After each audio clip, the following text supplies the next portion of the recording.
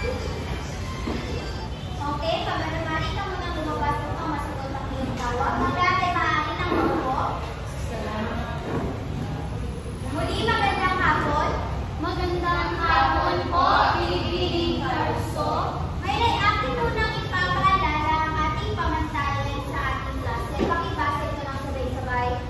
Manahimik, maupo, makinig, at makita ko. Aasahan ko na dahil nabasa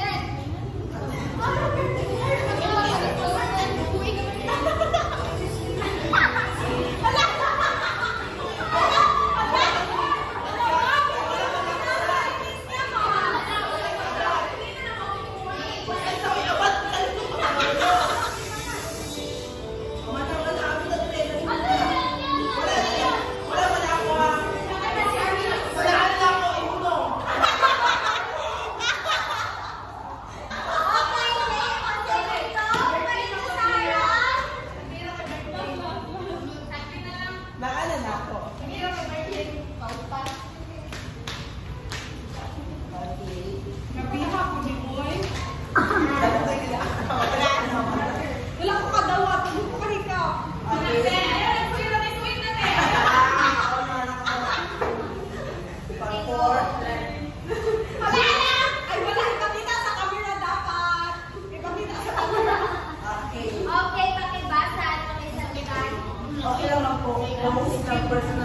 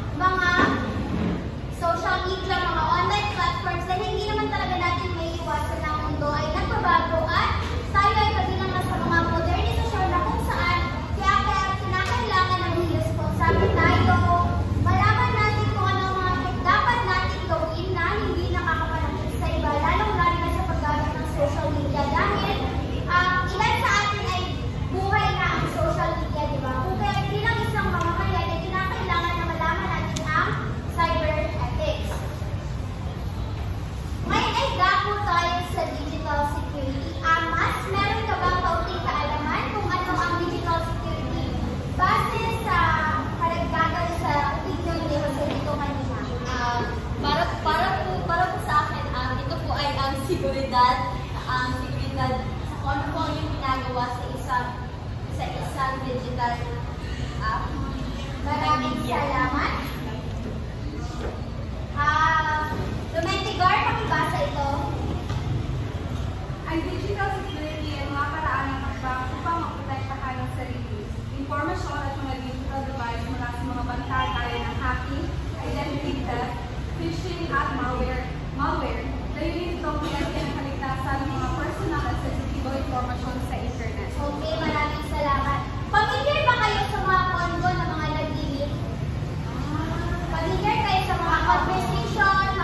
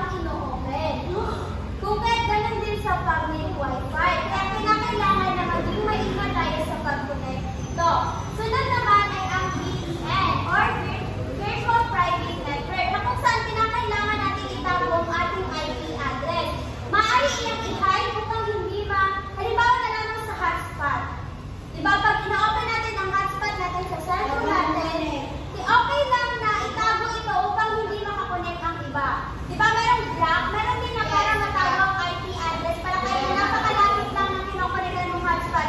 Kahit naka-open ng hotspot na, hindi mo ito makikita sa iyong cellphone dahil naka-hide ang kanyang IP address. Iyan ay isang paraan upang masugundan ang network.